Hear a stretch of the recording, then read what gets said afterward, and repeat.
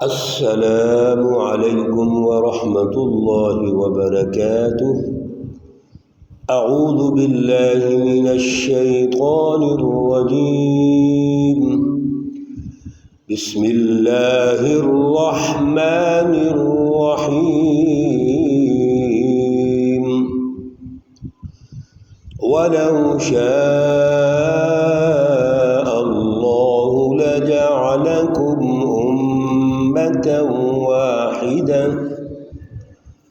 أُمَّةً واحدة وَلَكِنْ يُضِلُّ مَنْ يَشَاءُ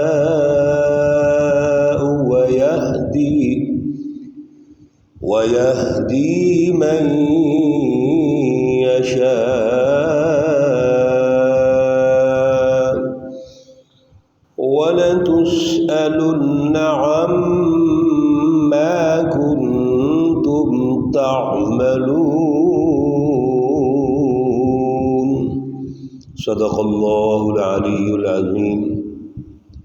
اللہم صل علی سیدنا ومولانا محمد النبی الأمی وعلى آلہ واصحابہ وبارک وسلم وصل علیہ۔ معزز سامعین و سامعات، آج جن آیات مقدسہ پر درس قرآن ہو رہا ہے وہ سورۃ النحل ہے، پارہ نمبر 14 ہے، اور آیات مقدسہ نمبر 93، 94 اور 95 ہیں۔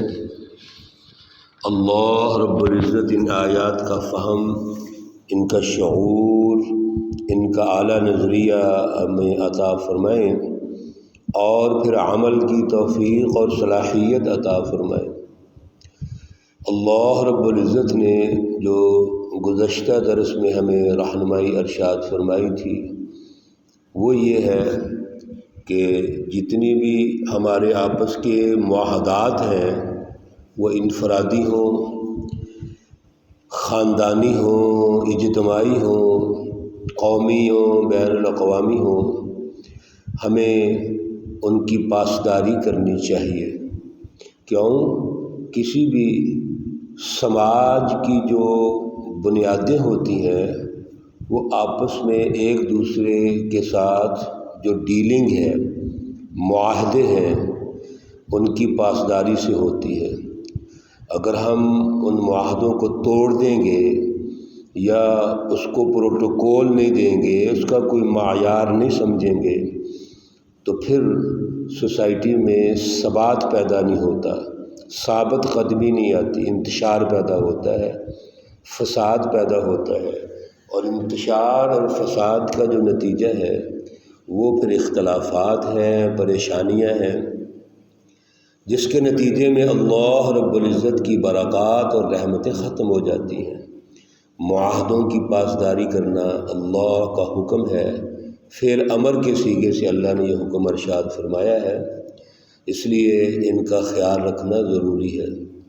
اور اللہ رب العزت نے نہ صرف ہمیں یہ بات سمجھائی، رہنمائی ارشاد فرمائی، مثال دے کے یہ ہمیں ارشاد فرمایا کہ جو معاہدوں کو توڑنے والے ہیں وہ ایسے ہیں جیسے ایک خاتون ہے، عورت ہے، سارا دن وہ سوت کاٹتی ہے اور پھر شام کو جو کتا ہوا سوت ہے اس کو پارا پارا کر دے، ٹکڑے ٹکڑے کر دے، جس کا مطلب یہ ہے کہ جتنی بھی جد و جہد کی ہے اس نے، اس کا نتیجہ نہیں نکلے گا۔ اسی کو بے برکتی کہتے ہیں، یعنی انسان بیس اچھی بنا لے اور بعد میں اس کو توڑ دے، بعد میں اس کو گرا دے، ٹکڑے ٹکڑے کر دے، تو نتیجہ کیا نکلے گا؟ معاشرے کے اندر بے ثباتی آئے گی، معاشرے کے اندر انتشار پیدا ہوگا۔ اللہ رب العزت نے اسی بات کو آگے سمجھایا ہے کہ معاشرے میں ورائٹی موجود ہے۔ اللہ رب العزت نے آیت مقدسہ نمبر 93 میں ارشاد فرمایا، وَلَوْ شَاءَ اللَّهُ لَجَعَلَكُمْ أُمَّةً وَاحِدَةً۔ اگر اللہ رب العزت چاہتے تو معاشرے میں ایک ہی فرقہ بنا دیتے، ایک گروہ بنا دیتے، ایک جماعت بنا دیتے، ایک ہی مذہب کے لوگ ہوتے۔ لیکن اللہ رب العزت کا جو طریقہ کار ہے وہ یہ نہیں ہے۔ کیوں؟ اللہ رب العزت کسی پہ چیزیں ٹھونستے نہیں ہیں، کسی کو مجبور نہیں کرتے، بلکہ اللہ رب العزت کا جو اسلوب ہے انبیاء علیہم الصلاۃ والسلام کو بھیجنا، مبعوث فرمانا، وہ یہ ہے کہ سب سے پہلے دعوت ہے۔ وہ فلسفی جو اللہ تعالیٰ ہمیں جس کی رہنمائی دے رہے ہیں اس کو معاشرے کو سمجھانا ہے۔ چنانچہ انبیاء کیا کرتے ہیں؟ آ کر دعوت دیتے ہیں۔ اس دعوت کے نتیجے میں جو لوگ دعوت کو مان لیتے ہیں وہ حزب اللہ میں شامل ہو جاتے ہیں، وہ اللہ رب العزت کی سچی جماعت میں شامل ہو جاتے ہیں۔ انہی کو مومنین یا متقین کہا جاتا ہے۔ جو دعوت کا انکار کر دیتے ہیں وہ حزب الشیطان میں شامل ہو جاتے ہیں۔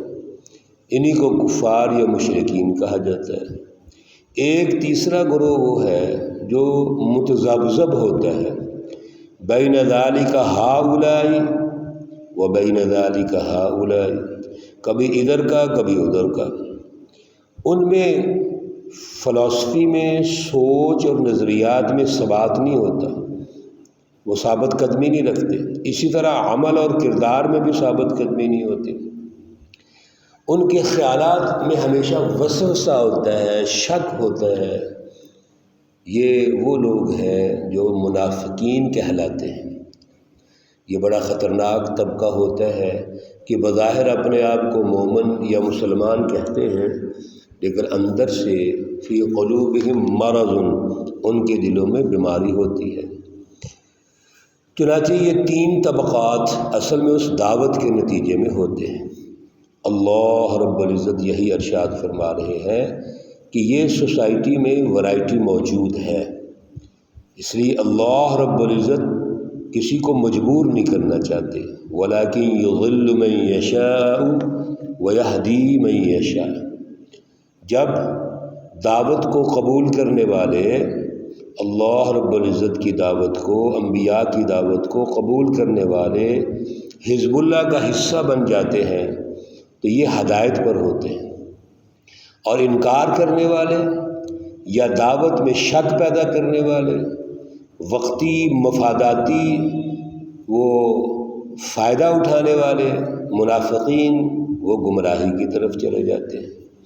ہاں ایک بات ضرور ہے، وَلَتُسْأَلُنَّ عَمَّا كُنْتُمْ تَعْمَلُونَ، البتہ اللہ رب العزت ضرور پوچھیں گے۔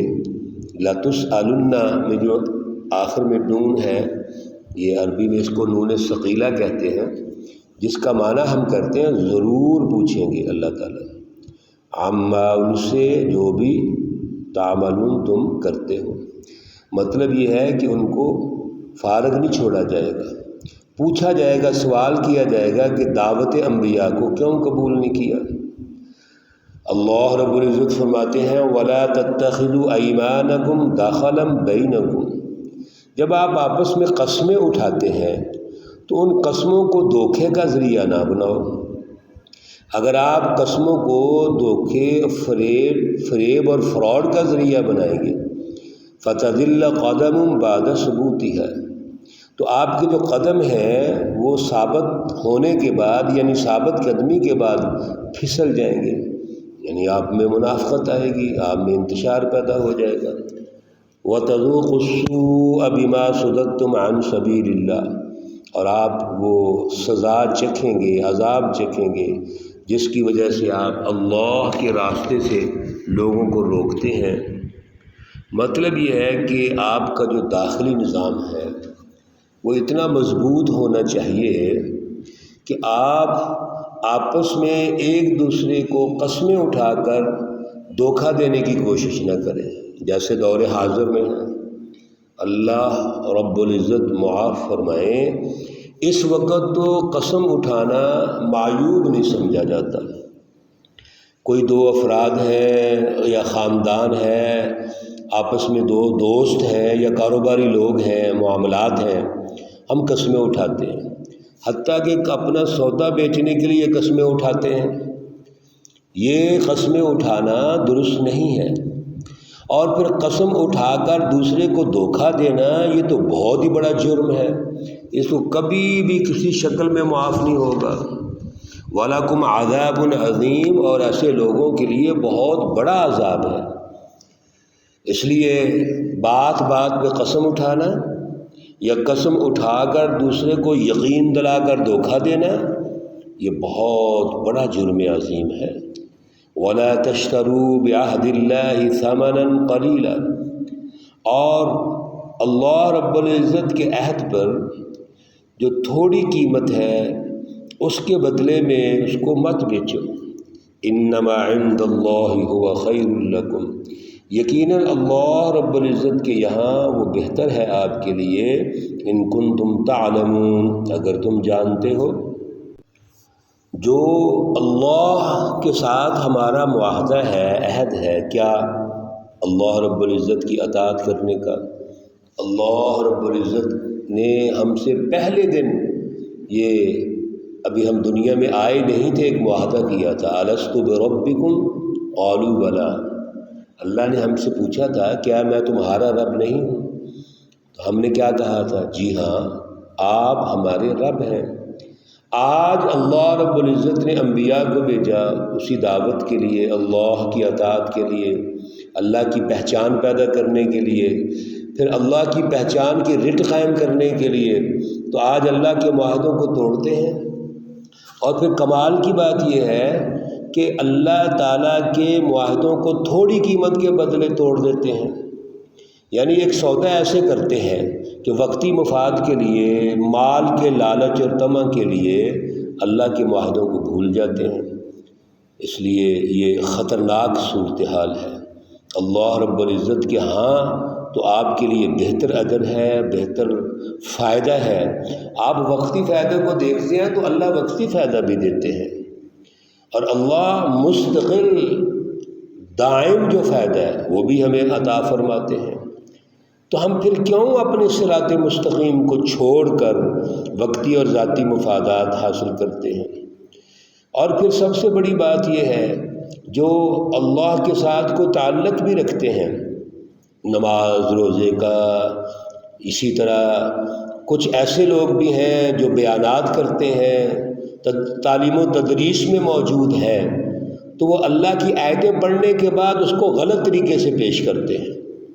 اللہ رب العزت کی آیت مقدسہ کتاب مقدس سے پڑھیں گے اور لوگوں کو سمجھانے کی بجائے، دعوت دینے کی بجائے الٹا ایسے مسائل بتائیں گے جس میں سوسائٹی میں انتشار پیدا ہو، فساد پیدا ہو، لوگ اللہ سے دور ہوں، لوگ انبیاء علیہ السلام کی درست تعلیمات کو نہ سمجھیں۔ یہ اور خطرناک صورتحال ہے۔ اس لیے ہمیں یہ بیلنس رکھنا پڑے گا کہ جو چیزیں اللہ نے ہمیں بتائیں، سکھائیں، وہ اللہ رب العزت کے بتائے ہوئے طریقے اور اس کی رہنمائی کے مطابق ہم پیش کریں گے۔ لوگوں کے ساتھ جو ڈیلنگ ہے وہ بیلنس اور عدل کی بنیاد پہ کریں گے۔ کسی کو تکلیف پہنچانا، پریشان کرنا، معاہدوں کو توڑنا، اور آپس کے جو معاملات ہیں ان میں انفرادیت، ذاتی اغراض، لالچ، طمع، مفاد پرستی پیدا کرنا، خود غرضی پیدا کرنا، یہ انتہائی خطرناک ہے۔ اللہ رب العزت اس کو پسند نہیں فرماتے۔ اللہ رب العزت ہمیں عمل کی توفیق اور صلاحیت عطا فرمائے۔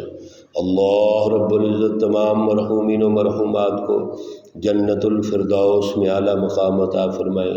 اللہ رب العزت تمام بیماروں کو شفائے کاملہ عاجلہ مستمرہ عطا فرمائے۔ اللہ رب العزت جو سیلاب کی شکل میں اس وقت اللہ کا عذاب اور طوفان آیا ہوا ہے اور بہت سارے علاقے متاثر ہیں، اللہ ان کی حفاظت بھی فرمائے۔ ان کے لیے آسانیاں بھی پیدا فرمائے۔ سب ہمارے احباب کو ان کے لیے دعائیں بھی کرنی چاہیے اور ان کے لیے سہولتیں پیدا کرنی چاہیے، آسانیاں پیدا کرنی چاہیے۔ ربنا تقبل منا انك انت السميع العليم وتب علينا انك انت التواب الرحيم وصلى الله تعالى على النبي الأمي محمد وعلى آله وأصحابه أجمعين برحمتك يا أرحم الراحمين۔ السلام عليكم ورحمة الله وبركاته۔